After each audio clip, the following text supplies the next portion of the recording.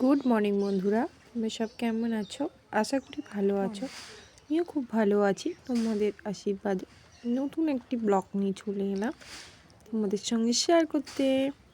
ওই দেখুন, আমার মেয়ে সকালবেলায় স্কুল যাবে, ওকে মুড়ি দিয়ে দিয়েছি, সাথে আমিও খেয়ে নিলাম।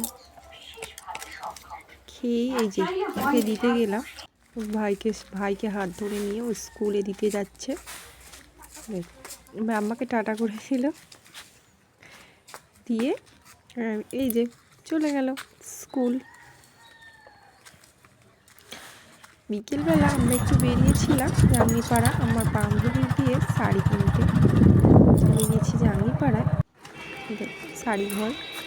শাড়িঘর থেকে আমরা শাড়ি কিনি। এই যে শাড়ি কেনা হয়ে গেল, প্যাকেট করে দিল। দেখো